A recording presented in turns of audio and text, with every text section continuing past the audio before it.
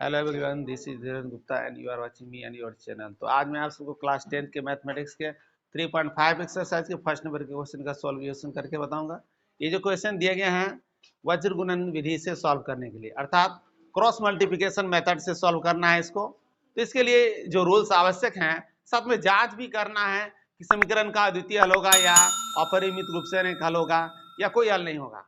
तो इसको जांच करने के लिए बता चुके हैं, पहले पिछले क्लास में बता चुके हैं, पिछले क्लास की वीडियो को देख के जान सकते हैं। ठीक है, फिर भी इसके लिए आवश्यक बातों को अभी बता देते हैं हम कि a1 by a2 not equal to b1 by b2 होता है तो अद्वितीय हल होता है। ऐसी स्थिति में अद्वितीय हल होता है।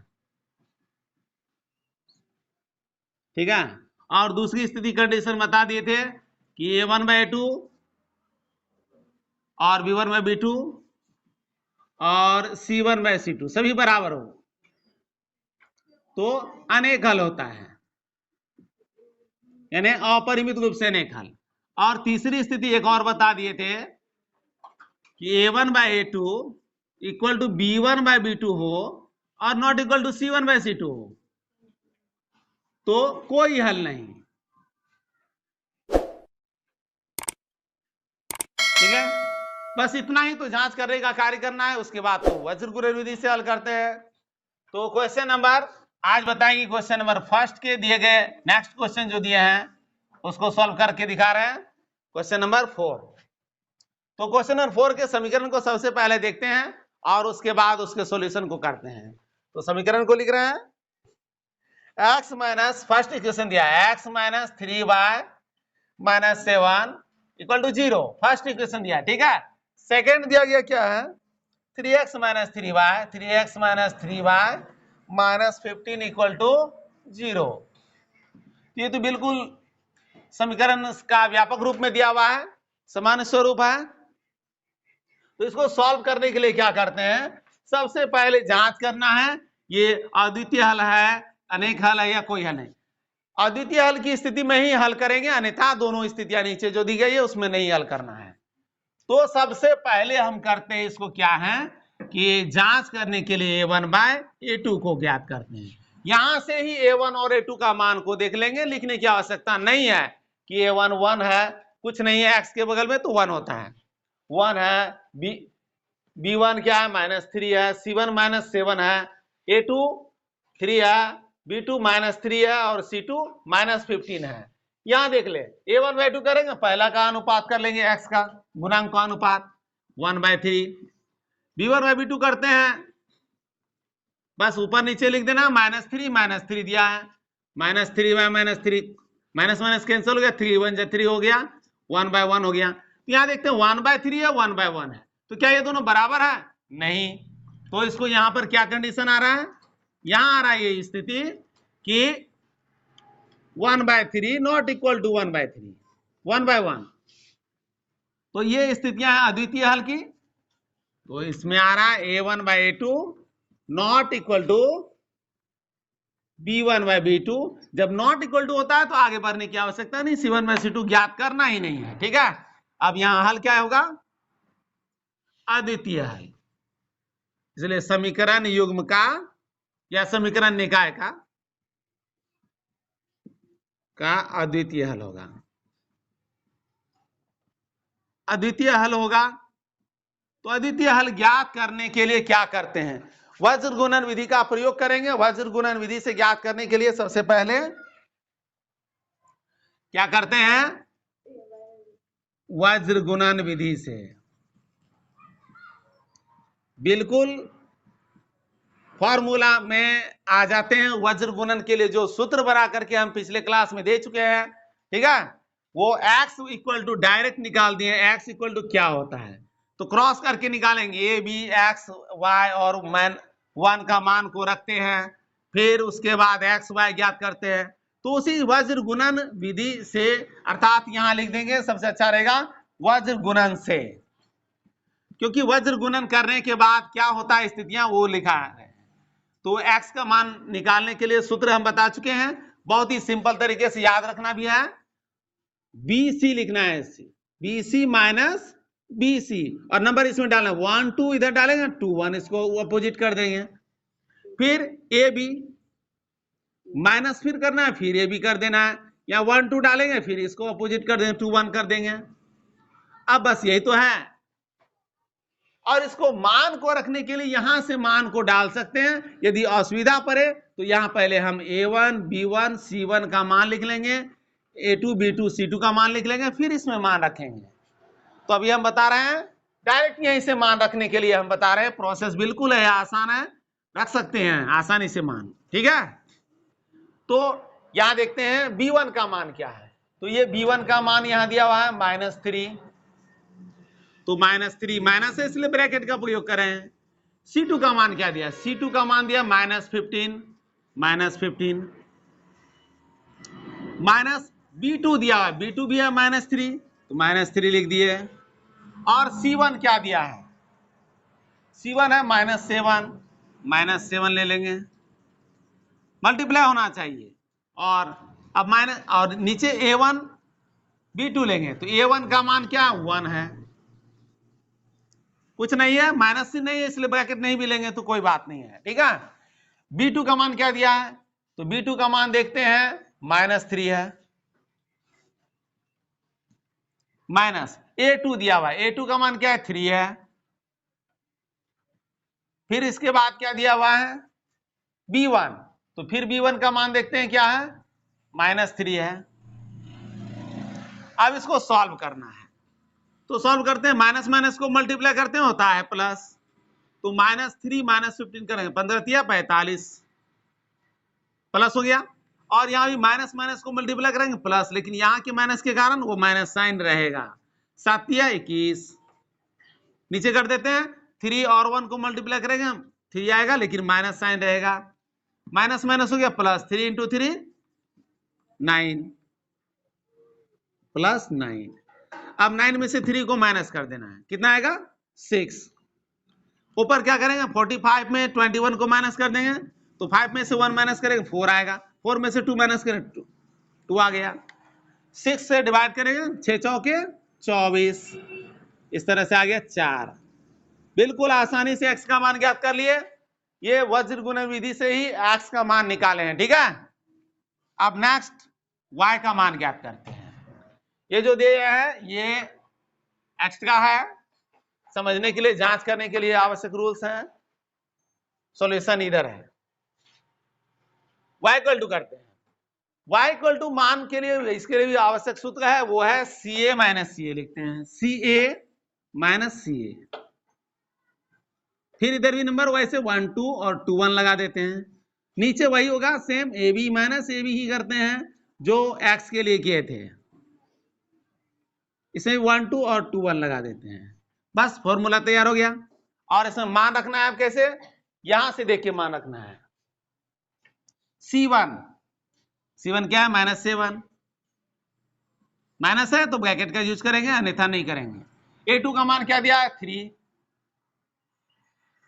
और माइनस C2 दिया हुआ है, तो C2 क्या है -15। फिर क्या दिया है A1 का मान देखेंगे तो क्या है 1।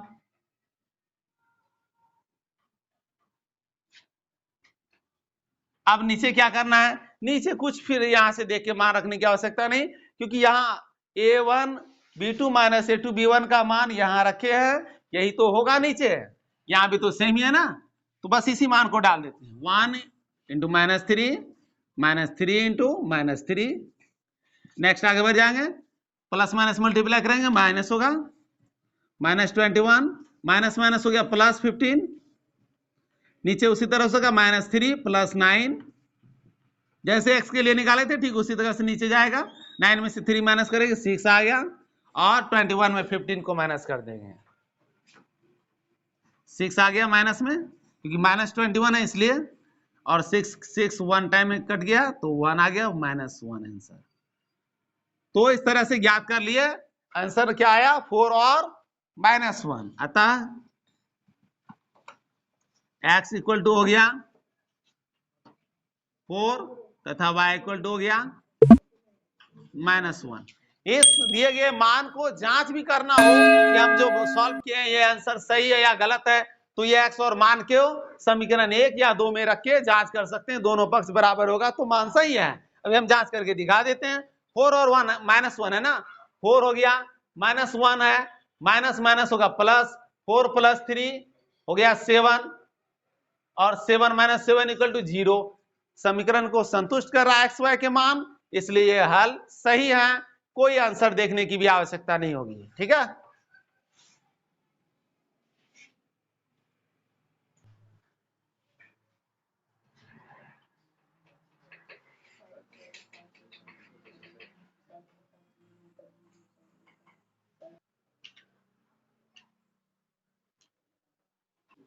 क्वेश्चन नंबर सेकंड को देखते हैं। सेकंड में दिया गया है, 2 क्वेश्चन दिया गया है, 1 और 2 नंबर। नंबर 1 में देखते हैं, ए और बी के किन मानों के लिए निम्न रैखिक समीकरणों के युग्म के अपरिमित रूप से अनेक हल होंगे, और नीचे समीकरण दोनों दिए गए हैं। तो समीकरण की स्थिति दिया गया है अपरिमित रूप से अनेक हल। पहले समीकरण को लिख डालते हैं, उसके बाद समझते हैं। ये क्वेश्चन नंबर सेकंड का है फर्स्ट। तो पहला समीकरण दिया 2x + 3y = 7, और इसको अपरिमित रूप से अनेक हल दिया है, इसलिए समीकरण को व्यापक रूप में लिखेंगे, यानी सी वाले पद को क्रॉस कर लेते हैं। 2x + 3y - 7 = 0। पहला इक्वेशन कर लिए इस तरह से। दूसरे को लिखते हैं, तो दूसरा में दिया गया है a - b × x और plus a + b × y। Next जो दिया है इक्वल टू के बाद दिया है 3a + b - 2। तो अचर पद को फिर इधर क्रॉस कर लेते हैं, तो a - b × x हो गया, प्लस a + b × y हो गया, और अचर पद को इधर माइनस साइन लगा के क्रॉस कर लेते हैं। प्लस के जगह माइनस होता है, तो माइनस करके 3a + b - 2 आ गया। सबको उसी के साइन में डायरेक्ट माइनस कर दिए, क्रॉस कर दिए सबको। ठीक है, एक साथ। ये दूसरा समीकरण हो गया। अब समीकरण में स्थितियां क्या कही गई है, ए और बी का मान ज्ञात करना है, और हल की स्थिति क्या है, अपरिमित रूप से अनेक हल, ये नंबर 2। ठीक है, तो अपरिमित रूप से अनेक हल है, चूंकि अपरिमित रूप से अनेक हल है,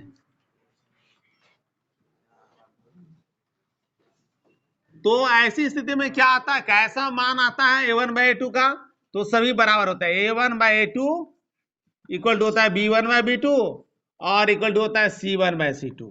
चलो इसमें मान को रखते हैं, आप a1/a2 करते हैं, तो ये रहा a1 का मान है 2 और a2 का मान दिया है a - b। फिर इसके बाद इक्वल टू होगा b1, तो b1 का मान दिया है 3 और b2 का मान दिया a + b, equal to c1 के लिए करते तो -7 बाय दिया माइनस, और ब्रैकेट में सबको डाल दिए हैं 3a + b - 2, माइनस माइनस इधर का कैंसिल हो गया। अब इसके बाद आगे क्या करना है वो देखते हैं, अलग अलग समानित करेंगे। जब इसको समानित करते हैं, ये दोनों पद को, a1/2 और b1/b2 को, तो क्या आता है वो देखते हैं। तो 2/a + a - b equal to 3/a + b को सॉल्व करते हैं पहले, तो क्रॉस कर देते हैं। इधर डिवाइड हो रहा है, इधर मल्टीप्लाई होगा, इधर डिवाइड हो रहा है, इधर मल्टीप्लाई होगा। तो 2 से a और b को मल्टीप्लाई करेंगे तो क्या होगा, 2a + 2b हो गया, इक्वल टू क्या होगा, इधर 3a - 3b हो गया। नेक्स्ट क्रॉस कर लेते हैं, 2a + 2b और -3a - 3b इधर जो है वो आ जाएगा इधर, तो +3b होगा, 3b प्लस हो गया, इक्वल टू कुछ नहीं तो 0 बचा। 2a में से 1a को माइनस करते हैं तो -a आता है, -a, और इधर 2b में से 3b को यदि करते हैं प्लस, तो क्या होता है 5b + 5b इक्वल टू 0। यदि इसमें कर लेते हैं इस तरह से, नेक्स्ट स्टेप आगे कर लेते हैं, और ये तो पहला समीकरण बन गया, -1 के रूप में है। माइनस यदि हटाना हो तो माइनस कॉमन लेके इस तरह से कर लेंगे, a -5b, प्लस को माइनस कर देते हैं तो -3 हटा सकते हैं। -1 कॉमन लिए समझ लेना है, -1 से इधर डिवाइड करेंगे कैंसिल हो जाएगा, 0 में डिवाइड करेंगे तो आएगा क्या इधर, a -5b = 0। फर्स्ट इक्वेशन तैयार है, ठीक है। अब सेकेंड इक्वेशन के लिए करते हैं, तो सेकेंड इक्वेशन के लिए क्या करेंगे, दूसरे वाले भाग को बराबर करते हैं। तो दूसरा वाला भाग क्या दिया गया है उसको देखते हैं हम। दूसरा भाग को देखते हैं। दूसरा भाग में क्या है, b1/b2 और c1/c2 को बराबर करते हैं, ठीक है। पुनः तो 3/a + b और इक्वल टू, या तो माइनस माइनस कैंसिल कर दिए इसलिए 7 डायरेक्ट ले गए प्लस में, 3a + b - 2। अब समझ ले इसको, 3 से ये सबको मल्टीप्लाई करके इधर ला देते हैं तो 3 3 जाओगा 9, 9a + 3b -3 × 2 6 = 7 से मल्टीप्लाई कर लेते हैं इधर, 7a + 7b क्रॉस कर लेते हैं आप, प्लस का माइनस होता है, 9a + 3b - 6 -7a - 7b = 0। अब ए वाले पद में ये है ए वाले पद, ए वाले पद में ए वाले पद को घटा देते हैं, प्लस माइनस है तो 9 में से 7 को माइनस करेंगे आएगा कितना, 2a, और 3b में से 7b को माइनस करेंगे कितना आएगा, -4b, और -6 ऐसे रहेगा, -6 = 0। ये हुआ इक्वेशन सेकेंड। अब जगह देखें अच्छी तरह से, यहां समझना है एक खास बात को। आप क्वेश्चन को पढ़ के देख सकते हैं, उसमें कोई ऐसा उल्लेख नहीं किया गया है कि कौन सी विधि से समीकरण को हल करना है। क्योंकि इस चैप्टर के पाठ के प्रारंभ में दिया गया 3.5 के स्टार्टिंग में दिया गया था वज्र गुणन विधि से, यानी क्रॉस मल्टीप्लिकेशन मेथड से सॉल्व करना है, लेकिन इसके आगे प्रश्नों में उल्लेख नहीं है कि कौन सी विधि से इसको बनाना है।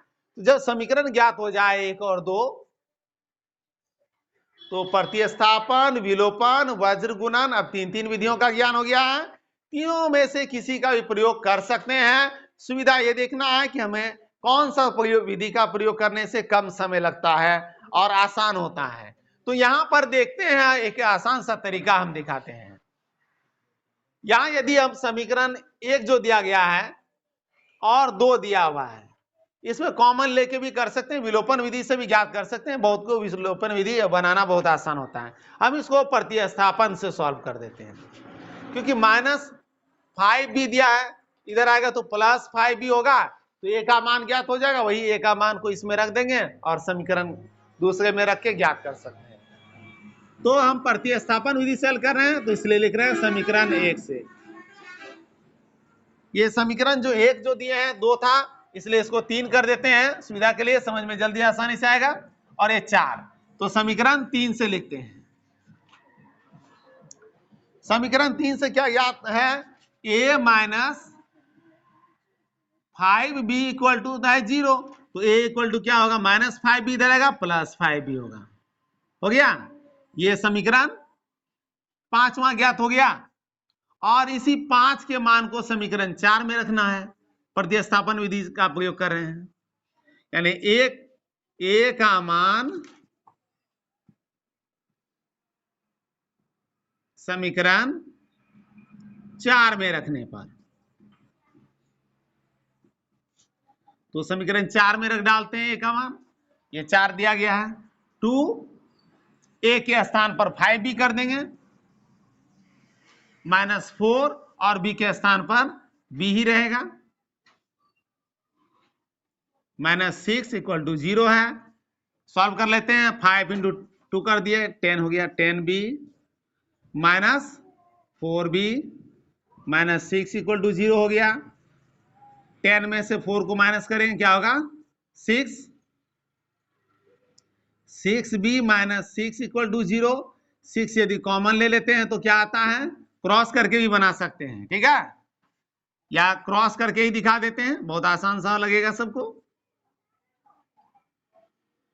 तो b इक्वल टू क्या होगा, -6 इधर आएगा, +6 होगा, और मल्टीप्लाई होगा 6 से, डिवाइड हो जाएगा 6, 6 कट गया, 1 टाइम में आ गया आंसर 1। b का मान ज्ञात हो गया। अब a का मान ज्ञात करने के लिए क्या करेंगे, अब आगे इसके आगे हल कर देते हैं। समीकरण 3 जो है उसमें रखते हैं, ये समीकरण 5 में मान रख देते हैं।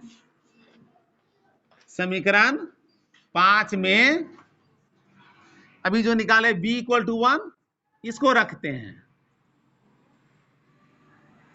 तो b का मान 5 में रखते थे। a इक्वल टू क्या हो गया, 5 इंटू बी था, तो b के स्थान पे हो गया 1, तो 5 इंटू 1 हो गया क्या, 5। इस तरह से b का मान ज्ञात हो गया, ये भी हो गया आंसर। अतः करके लिख देंगे इसको, अतः a इक्वल टू क्या हो गया 5 तथा b इक्वल टू 1। इसको जिनको विलोपन विधि से सॉल्व करना हो विलोपन से बना सकते हैं, वज्र गुणन का प्रयोग करना हो वज्र गुणन से भी कर सकते हैं। समीकरण यहां ज्ञात हो गया है, ये दोनों 3 और 4 को जैसे हल करना हो कर सकते हैं, ठीक है। अब क्वेश्चन नंबर 2 का दूसरा जो पॉइंट दिया गया, दूसरा क्वेश्चन है के का मान ज्ञात करने के लिए दिया है के किस मान के लिए निम्नलिखित समीकरणों के युग्म का कोई हल नहीं है, और समीकरण दिया है। तो समझ ले अच्छी तरह से, कोई हल नहीं है। ऐसी स्थिति होगा a1/a2 equal to b1/b2 not equal to c1/c2। तो पहले समीकरण को लिखते हैं, सेकेंड का 2 नंबर। तो पहला समीकरण दिया 3x + y = 1, 3x + y = 1, और दूसरा समीकरण दिया है तो इसमें भी c को क्रॉस कर लेते हैं, 3x + y - 1 = 0। फर्स्ट इक्वेशन को कर ले इस तरह से व्यापक रूप में। और दूसरा समीकरण दिया है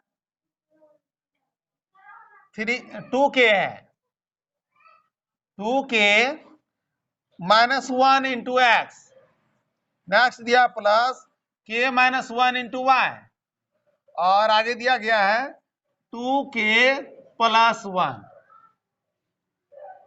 क्रॉस करते हैं उसको, इसको भी ब्रैकेट में ले लेते हैं, 2k - 1 × x plus k - 1 × y, और प्लस में इधर आके माइनस कर देते हैं दोनों को। 2k + 1 को डायरेक्ट ब्रैकेट के साथ ही माइनस कर रहे हैं, यानी साइन चेंज अभी नहीं कर रहे उसके, 0।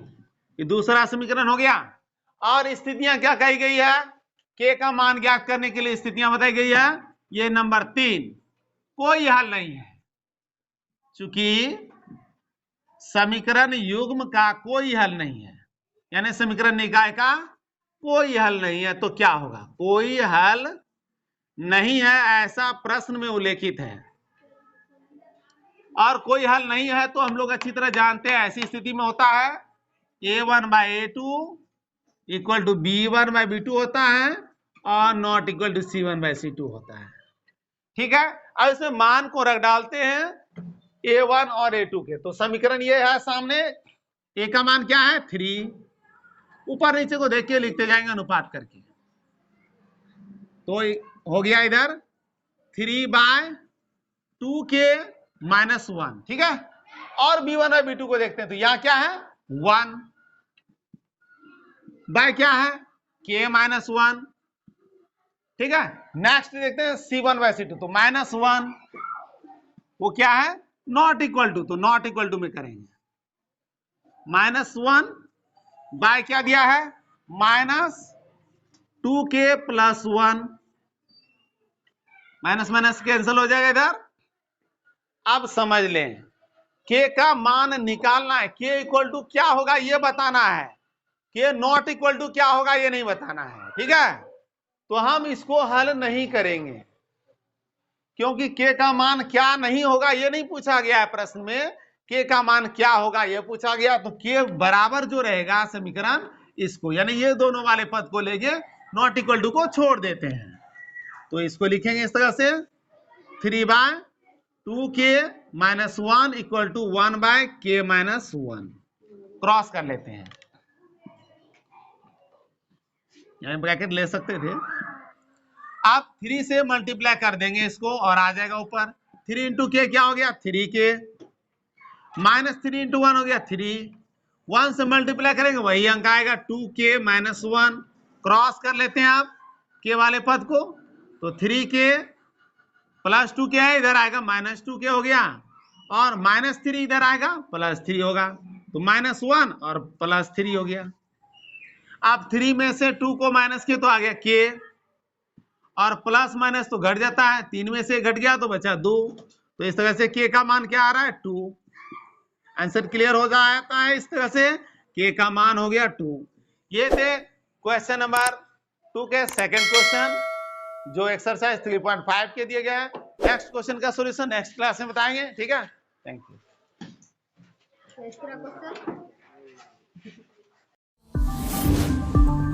Genius Coaching and Guidance Center.